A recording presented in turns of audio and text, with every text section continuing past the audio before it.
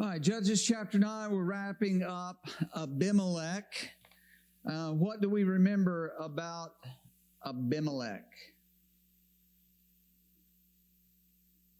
Who was his father? Go ahead, Zach. Yes, and we know him. Which is another name for Gideon. Yes, yes. He was a self-appointed, or convinced others to appoint him as king-ish. Mm-hmm. And he was a prideful man, but he had influence, he had power. He had a band of people running with him who weren't the greatest guys around. And he had some run-ins with Gael of Shechem, who mocked Abimelech. He's not a legitimate leader. And Abimelech's army commander or city manager, they want to call him, Zeebel, told Abimelech of it. He's like, that Gael guy needs to go. So they put a plan together, they wiped him out. He killed 69 of his own brethren. And then we read next into following about his attempt against Thebes. But Abimelech was a solid guy. And God put an end to that after 3 years. Yes, yes. Good summary on that. There's quite a bit of space dedicated to him. In fact, there's more space dedicated to him than about 6 or so other what are considered to be minor judges. But Abimelech, remember, really isn't a judge, not in the sense that Barak was a judge or Gideon was a judge. And we're going to get on into Jephthah, Lord willing, here in just a bit. But the self-appointed leader, there was no oppression. He just stepped forward and he brought the oppression. I think it was Zach, maybe even last week, mentioned that they had to be delivered from him and from his brutality. So he's a different guy in the midst of this, but it's just another example of this is what was happening in the society as they turned away from God. Their stability, the structure, the relationships among the people broke down, and it wreaked havoc among the Israelites. Mike.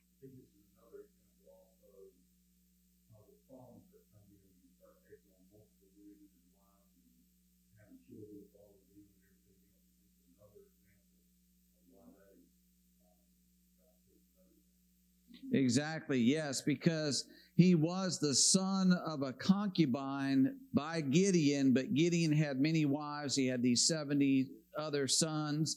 And so, yes, it brought up issues and troubles among them. So in the end of this here, as was being mentioned, God had determined to judge both the people of Shechem and Abimelech himself, and he was going to use them against each other. These people who had supported him and really paid him to go and murder his brothers and have him as the sole ruler there. So those people needed to be judged, and they face those consequences. But then also Abimelech is going to be judged, and that's what we're going to read about here in verses 50 down through 55. So Judges 9, 50 through 55. Elijah.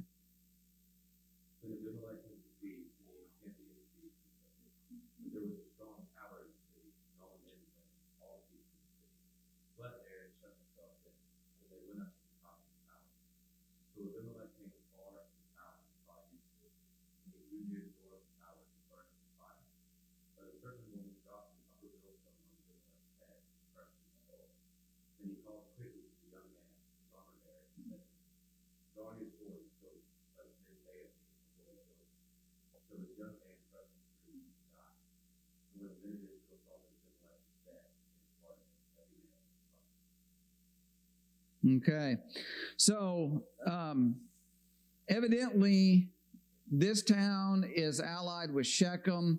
All this, remember, unfolding on the heels of him going in and sacking Shechem and killing the people there, sowing it with salt. He totally obliterated that city physically, as well as the inhabitants. And he turns next here, so evidently these are allies. and he goes in to attack them. The people seek refuge in this tower. And then it talks about this woman dropping a millstone, an upper millstone. What is an upper millstone?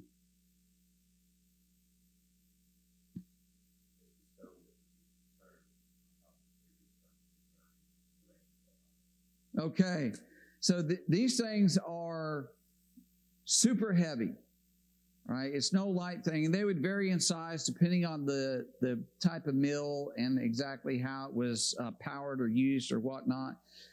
But you just think of something maybe a little bit smaller than a car tire, maybe the size of a car tire, but it's a significant stone that the woman had taken into the tower with her, evidently with this plan in mind. Maybe I can drop it on someone. I don't know why else she would have it there in the tower and up at the top of the tower with her, but she's there. He's up near it. She drops it off.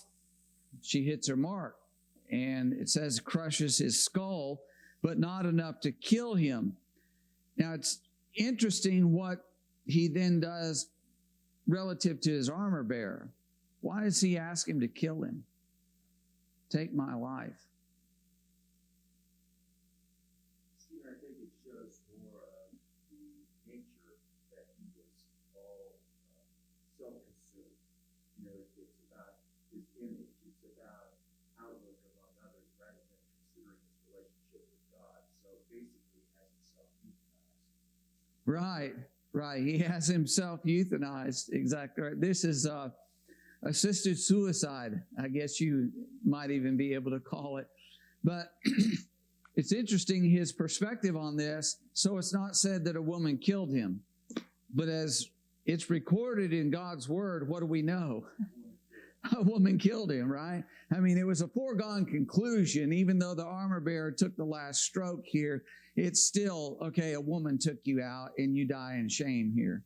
And his efforts to make this appear actually has now given man a written record throughout all history about what he did. So it's again the exact opposite of what he went through in office. Exactly right. That's a good point. So we're reading about it. We see clearly exactly who he was, what he was about, and what happened to him here, why it is that he lost his life.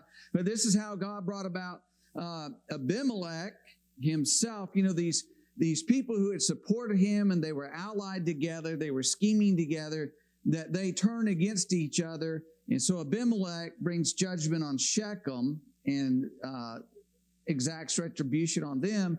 And then when Abimelech goes to another city, that retribution is brought down upon him, on his head, literally on his head. And so verses 56 and 57, you know, thus God repaid the wickedness of Abimelech, which he had done to his father by killing his 70 brothers and all the evil men of Shechem. God returned on their own heads, and on them came the curse of Jotham, the son of Jerubbaal. So that, and it goes back to that fable that he told about the trees and looking for a king and all of that. So. There's two things that are ironic in his specific death, which is that Jael in Judges 4 killed Sisera with the tent peg through his skull. Mm-hmm. Unexpected. She's given the credit reported for that death. And that's what's happening here again. Another unassuming but willing and courageous woman puts to death an evil man. Well, puts to death. He would have died if it wasn't for the soul. And either way. Right, yes. But also the stone on which he slew his brethren, he's being killed by another stone of much smaller size, but a more fatal blow to his intentions all along have been bad, and he's getting death by stone. Right. It is very interesting, those little connections in through there, and how God brought it back upon his own head. Any other thoughts about Abimelech there? So he's a one of, I'll say, several wild characters in the book of Judges. The next thing that we see is it talks about in chapter 10, verse 1, after Abimelech there arose to save Israel Tola, the son of Pua, son of Dodo, or however you pronounce his name, a man of Issachar, and so on. And there are some who see this and it mentioning Abimelech, and then there arose Tola, that Tola helped to deliver them from the oppression of Abimelech. But however that is, you just have these two short verses. He's there for 23 years. He died, he's buried. Then it says Jair, a Gileadite. He judged 22 years. He had 30 sons who rode on 30 donkeys. They also had 30 towns. What does that tell you about him, by the way? 30 sons, 30 donkeys. Well, he was a wealthy man. They have that amount of livestock. Obviously, he must have many wives, because of the number of children that he had. And then they also had cities, which also represents the wealth that would be involved associated with that. Exactly. Mike, did you have something to add?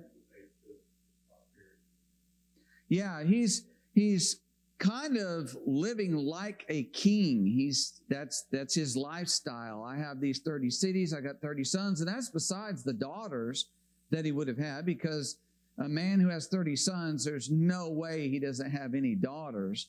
So he has a harem, essentially.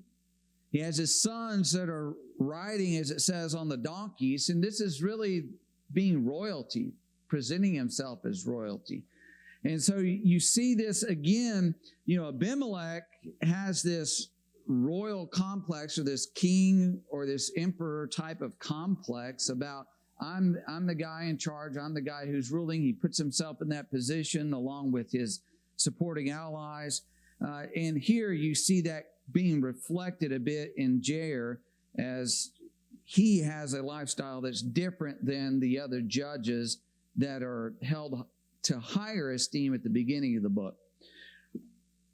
All right, let's go to Judges chapter 10. Let's read verses, how about 6? Let me check it here real quick. How about just 6 through 9 to start with? 6 through 9. Who'll get that for us? Go ahead, Ron. And the children of Israel began to evil in the sight of the Lord, and serve the Baals and Ashtaroth, the gods of Syria, the gods of Sidon, the gods of Moab, the gods of the people of Ammon, and the gods of the Philistines. And they forsook the Lord and did not serve him. So the anger of the Lord was hot against Israel, and he sold them into the hands of the Philistines and into the hands of the people of Ammon. From that year they harassed and oppressed the children of Israel for 18 years. All the children of Israel who were on the other side of the Jordan in the land of the Amorites and Gilead. Moreover, the people of Ammon crossed over the Jordan to fight against Judah also, against Benjamin, against the house of Israel, so that Israel was severely distressed. Okay. So here's this new apostasy that is widespread among the Israelites, and the oppression, the outcry that comes from it yet again. And it talks about these various idols that they're worshiping there. Let's just touch base real quick. It talks about serving the Baals and the Ashtoreths. We've talked about those before. And that's the male and female version of these gods here. Then it talks about the gods of Sidon, Moab, people of Ammon, gods of the Philistines. Those gods among them, that there's not only general immorality that's involved in the worship of these, but there's also the child sacrifice, like the Milcom. And so these people are very degraded. The children of Israel have just absorbed that, taken that on board as the culture around them has affected them. And what does it tell us, though? Verse 7. The Lord's response to that.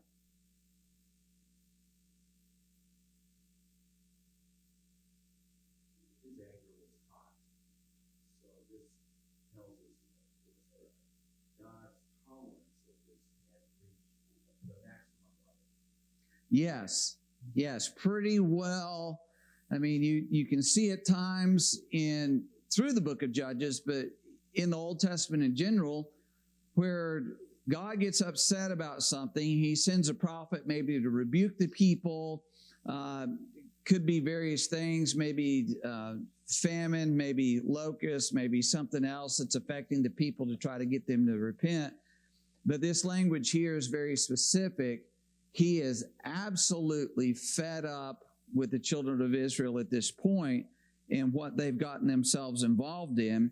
And so how long did that oppression last? Verse 8. 18 years. And see, I also want to know that you mentioned there in verse 7, and this is a term that has been used a number of times about God sold them. So they're his possession. He has the right to do this. You know, just like us. We are not our own. We've been purchased. We're owned. So, you know, it tells us how God feels about that. Just as we would anything that is our own personal possession. You know, we have ownership. Right. And here they are rebelling against that which owns them in a sense. okay, so notice this, verse 7, to Ron's point, into whose hands did the Lord sell them? Their adversaries. Yes. Yes, they adopted these people's ways, and then it's those people who come and oppress them.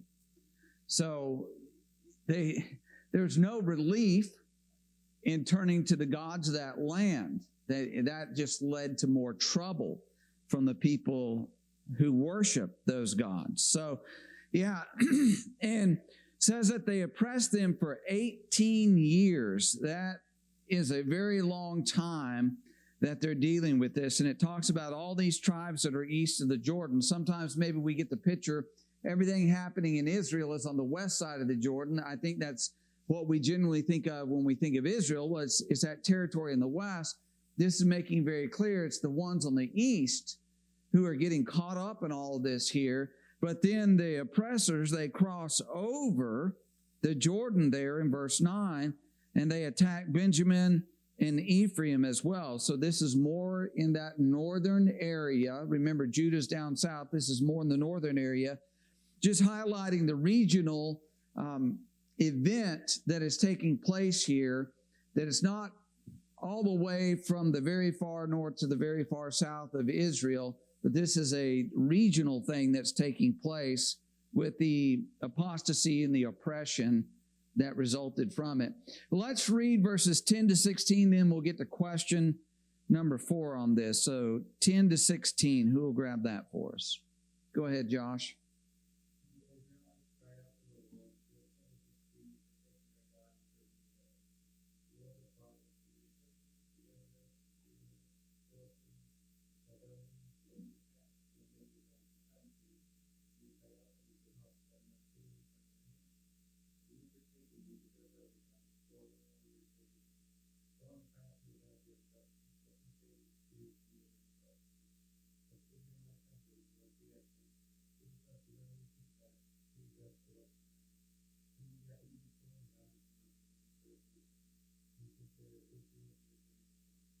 All right.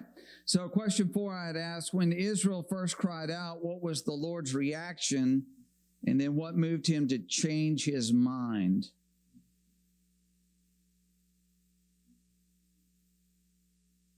What do they admit in verse 10, first of all? We've sinned. And the Lord says what in verse 11, and 12, and 13, 14?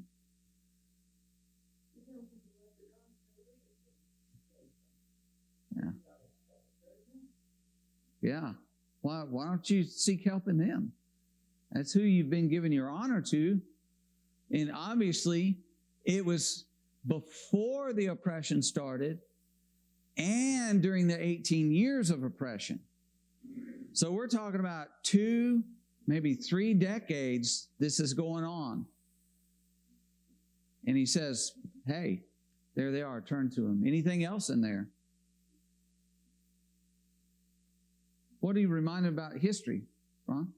Yeah, he talks about all the various things he's done, going all the way back to the beginning of calling them out, separating them, and up to the very time that they, in this case, rebelled against them and turned to these gods to worship them. And as you were noting, Stephen, that it is the result of repentance on their part that you have to question, why did God change from this?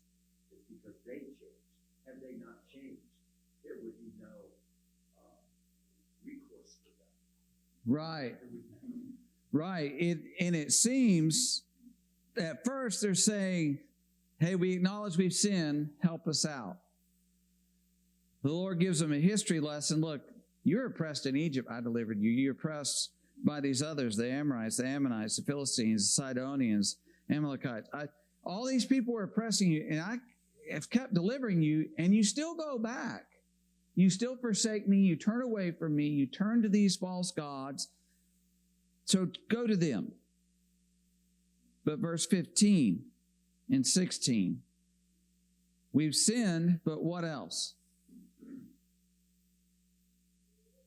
They recognize that they are deserving of punishment. There are consequences for sin. And they clearly understand that. And certainly we should too. You know, for every transgression and disobedience, there's a just recompense of reward. Yes, and they say, we're in your hands. Do as you see fit. They put away their foreign gods from among them and serve the Lord. So that's a sign of repentance, that these people have turned around, and thus it says that the Lord could no longer endure their misery. And we're going to read now verses 17 down into chapter 11, where what that really means, that God acts on their behalf. He shows a compassion toward them. Mike.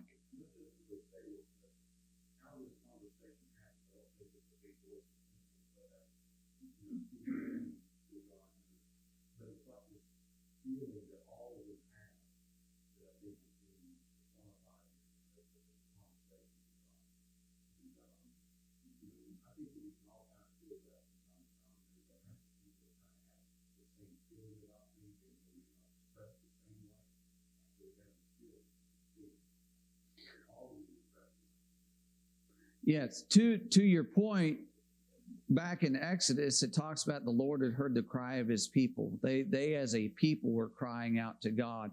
And here, no doubt, as a people, they're crying out to God. And it may be that there is somebody serving as a priest that's expressing some of these specifically as they maybe make offerings, or they try to make these offerings to God or whatnot, appealing to him for his help. But yes, this is the feeling of the people. And these words express their agony and their desire for the Lord's help here.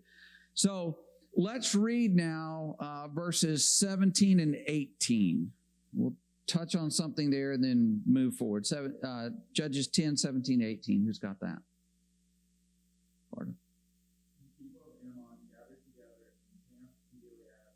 The children of Israel assembled together and camped in Jephthah. And the people, the leaders of Gilead, said to one another, who is the man who will begin to fight against the people of Ammon? He shall be head over all the inhabitants of Gilead. All right, so what are they doing here?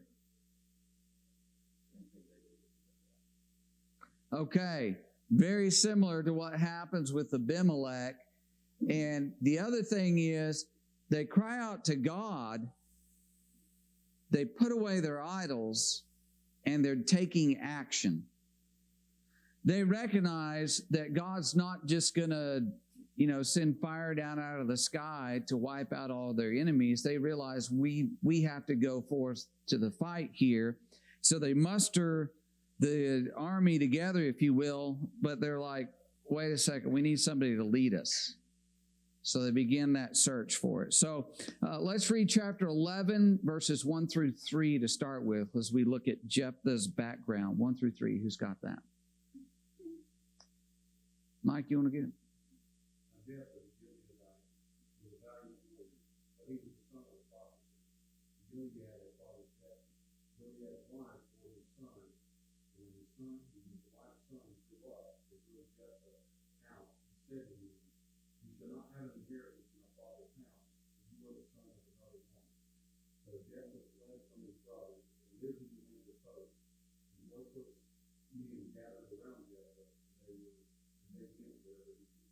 All right. So first of all, let's understand that Gilead is a region, but also Gilead is this man's name here. And when you look at this, it says that Jephthah is what kind of man in verse 1? Mighty man of valor. What is that? He's a warrior. He's a guy who knows how to fight, and he knows how to lead men to go out to fight. And it could be in part because of the circumstances of his life that it mentions after this that he had been driven out. That he just grew up rough and tumble kind of guy. He just had to fend for himself. And so he's developed these skills and this attitude that allowed him to do these things. But it says that he's the son of a harlot or a prostitute, as Mike's translation said. He was of illegitimate birth. And his half-brothers reject him and drive him out because he has no right to inherit. He has no legal standing because he is the son of a prostitute. And who is it that gathers around him?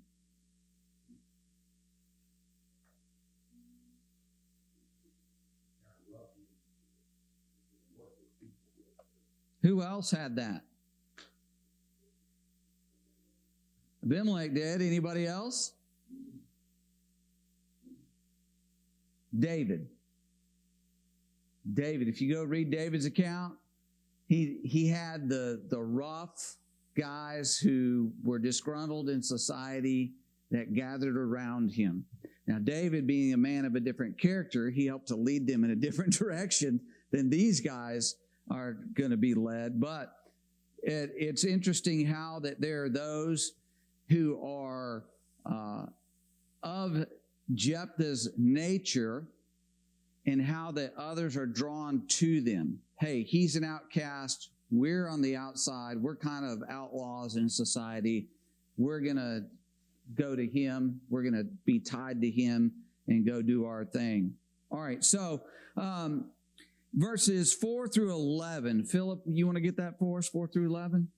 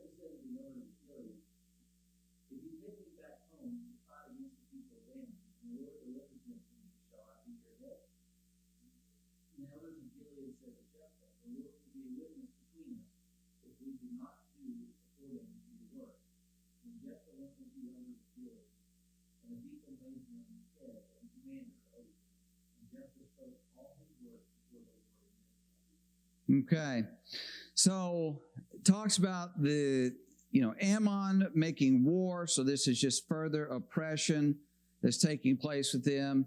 And these elders of Gilead, the leaders of the region over there on the eastern side of the Jordan, they go to Jephthah. Why do they go to Jephthah?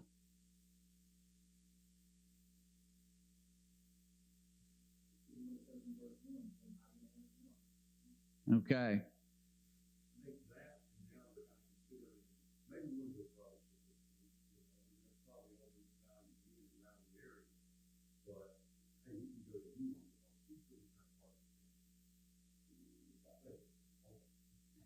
Well, yeah, one of the things is he's from their area, and it's interesting that in verse 7, he brings something up. What's the point that Jephthah makes in verse 7?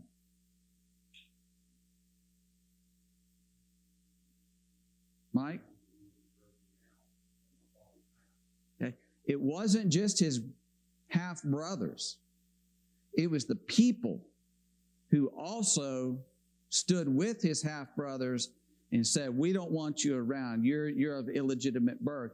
And illegitimate birth, all down through the centuries, has been a stigma on people. Maybe a little less so today than what it used to be. But I mean, you even go back in many of our lifetimes, if somebody was of illegitimate birth, they were ostracized in society. And he was ostracized not just by the family, but by the community initially. And so he's surprised, why are you coming to me? Well, the reason was because there was nobody else like him. He's the guy that could get the job done. That's what they see in this. Mike?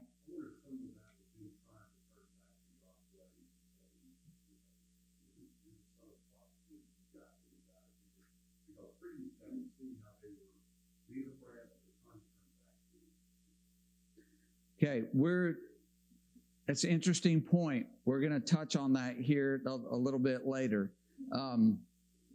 But yeah, it could be they have this moral repugnance to something going on here. Of course, the reality of it is that the child is innocent. The child is always innocent in these things, but they are born into a world that's beyond their circumstances, but they have to deal with the reality of those circumstances and the way that society is and whatnot. So he says, essentially, why are you coming to me now? You're in trouble. All right. So he recognizes he's got some leverage with them. You need me. All right. If that's the case, then what does he lay out for the conditions there in verse 9?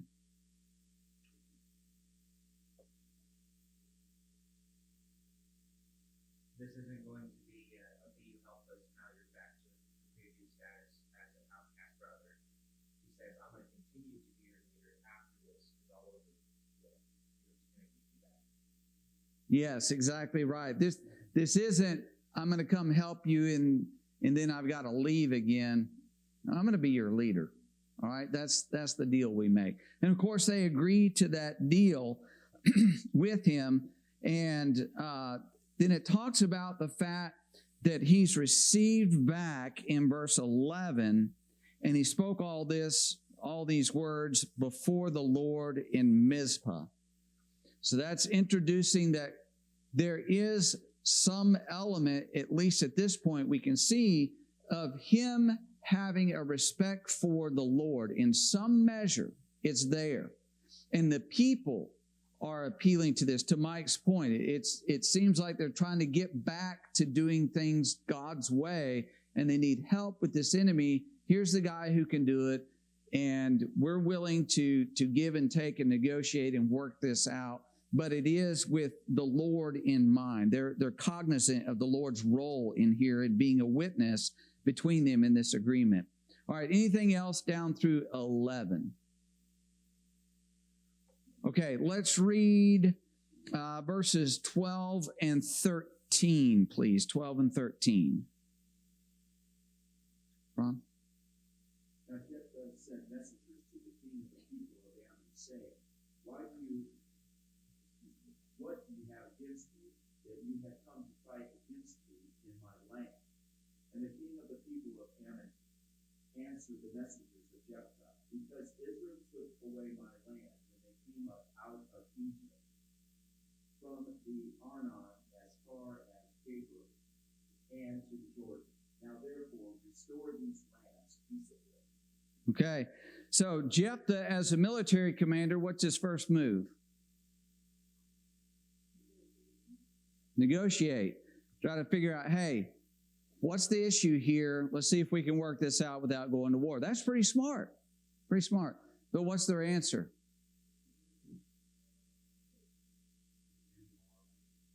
You stand on our land. What is Jephthah's reply? We're not going to read all of this, but what's his reply?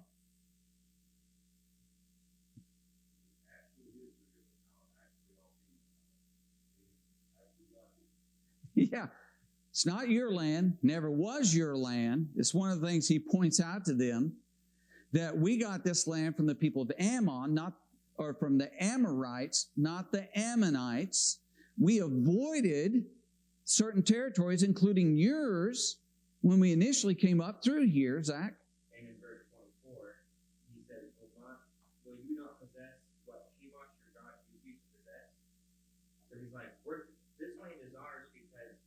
says to take this land. If your God said to do that, you would have done it by now. It's been in this status for several years, enough for you to be able to claim my God said this is our land. Without something, your God's not real. Yeah, for 300 years it's been this way. Y'all have never said anything before, and here you are trying to take our land. Like, that doesn't work. He's saying, I'm not buying it. Here's a history lesson. And it shows that he knew the history of the people of God, and he knew it in some detail, and he just lays it right out to them. Nope, that doesn't work. So then, of course, yes, Ron, go ahead.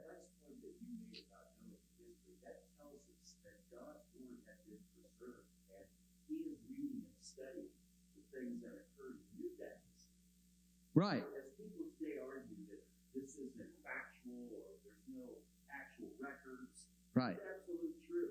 Yes, recorded multiple times down through the centuries. Exactly right. And this is not even him trying to prove the existence of God or children of Israel, being called of God out of Egypt. He's just saying, here's the facts of what we're dealing with here.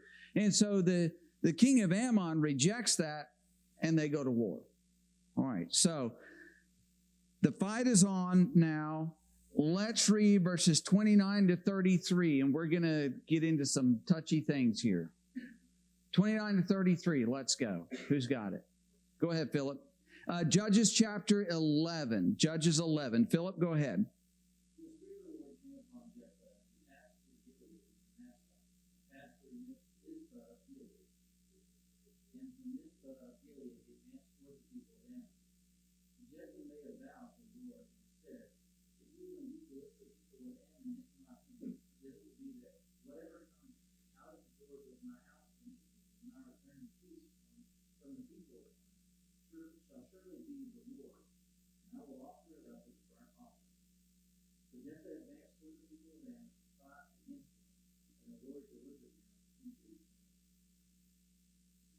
And one more.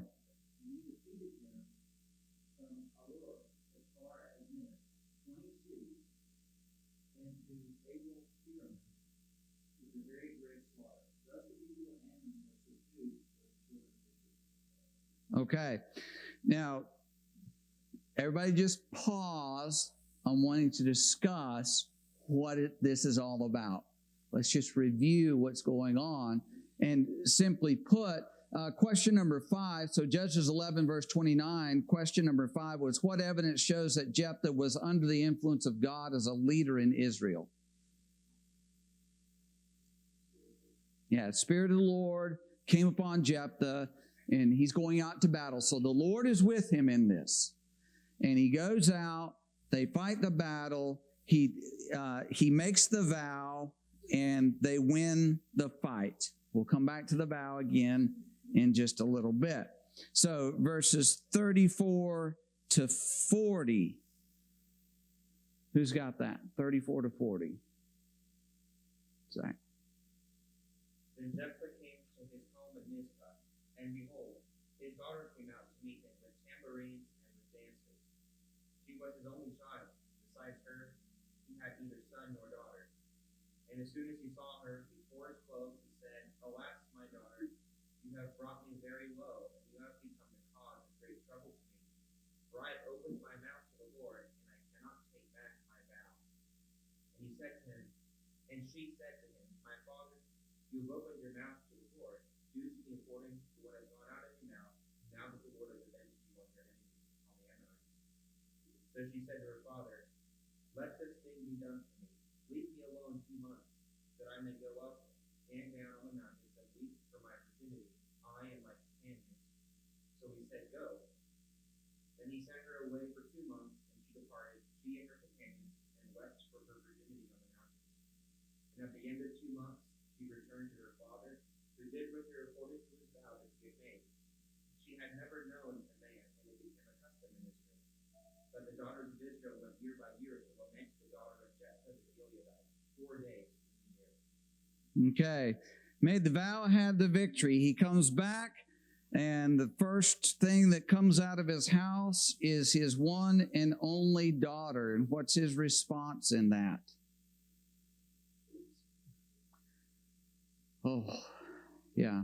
Okay. So let's just jump right into it. Let me state, first of all, whichever side you fall on this, I'm not going to fall out with you. I'll think you're definitely wrong, but I won't fall out with you. But there are two views about this vow and the fulfillment of the vow. The modern view, the more, let's say, the past, 50, 100 years view of it is that Jephthah redeemed his daughter where she would not be a burnt offering, but remained a virgin in the service of the tabernacle. And some of the reasoning behind that is they say, well, human sacrifice was against the law. And because Jephthah appears in Hebrews 11 as one of the Hall of Fame of Faith people, well, there's no way he would have offered a human sacrifice and still show up in Hebrews 11. They say that Jephthah's daughter served with the women at the tabernacle, which Exodus 38:8 says there were women who served at the tabernacle, and you see a couple of glimpses in that and other places in the Bible. And Leviticus 27 allows for the redemption of people. Now, here's the weakness in this reasoning. There's no connection between the women serving at the tabernacle and one who is redeemed in Leviticus 27. That's people making an assumption between the two of those things. And if this were available, why did Jephthah get so upset? If he knew, well, I can just pay some silver and get my daughter out of this, then why would he be distraught over it? There's no group of virgin women mentioned in the Bible who served at the tabernacle. In Luke chapter 2, there's Anna the prophetess. She was a widow, so she wasn't a virgin who served there. So that is an assumption that people have made. And the other thing is, or one other thing is, that judges, many of them fell short. So Gideon was involved in idolatry in Judges chapter 8. Samson married a Philistine, which was contrary to God's law. And Samson also murdered 30 men to take their clothing so he could pay off this kind of bet that he had made with the Philistines. And then later in the book of Judges, you see where a Levite and his host who took him in, when the perverted men of the city came to the door wanting to have relations with that Levite, the old man said, take my virgin daughter, and the Levite said, take my concubine. So looking at what happens here, it's not as though the book of Judges, that this is wildly outside the realm of what people did, even people who were considered to be men of God. You can see a cultural influence here. Other Israelites did offer human sacrifices. Ahaz, king of Judah, Manasseh, king of Judah, they both offered human sacrifice, child sacrifice. So this wouldn't be the only one in the Bible who did that. Now, the traditional view is that Jephthah offered his daughter as a burnt offering per just the plain reading of the passage. I'm going to offer a burnt offering. Father, do to me what you have vowed. He did his vow. He fulfilled his vow, is what the text comes down to. Now, some of the rationale in this is that Bob Waldron says that the whatever comes out of my house in the vow in verse 31 carries with it really more the sense of whoever. Now, I don't know about the language personally in there. I know most translations have whatever comes out. And so some people say, well, he expected an animal. Well, it's a bit of a leap for me, for a man to think, well, when I get home, the first thing that's going to come out is my dog. Maybe. But would a dog be an acceptable sacrifice to the Lord? And the answer to that is no. If a cat came out, or it's not like he's thinking there's an animal in there that's going to come out. He's thinking there's a person that's going to come out and meet me. that seems to be, at least to me, the very plain understanding of what he's talking about when he says, I get home, whatever comes out to me, I'll offer as a sacrifice. Besides, what significance, how would it be a great thing to vow, I'm going to offer an animal that comes out? I mean, they offered animals all the time. So even if he kept a goat in his house and the goat came out to him, what's significant about that? So you can see where my mind is falling on this. And I think Jephthah's deep grief confirms his intent to offer her as a burnt offering.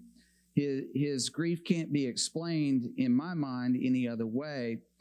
And besides this, if his daughter was dedicated to be a virgin in the service of a tabernacle, that would have violated the law in Deuteronomy 23:2, where it said that those who were of illegitimate birth could not even be in the assembly of the Lord to the 10th generation, Deuteronomy 23:2.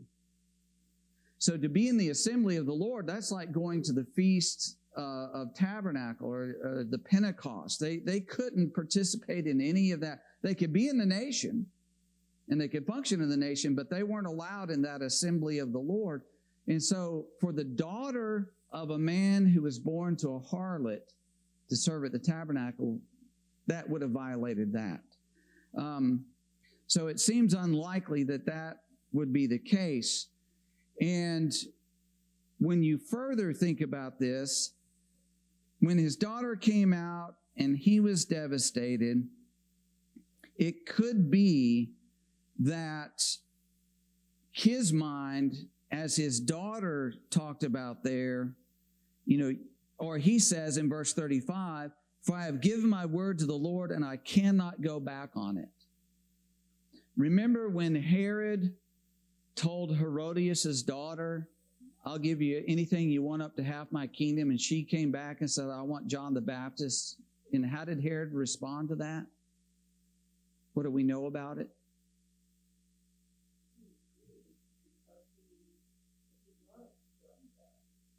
Yes, he respected that man and did not want to behead him, but it says, but for the sake of his vow and the people who were there, he went through with it. That's kind of how I see Jephthah here. I made a vow, I can't go back on it.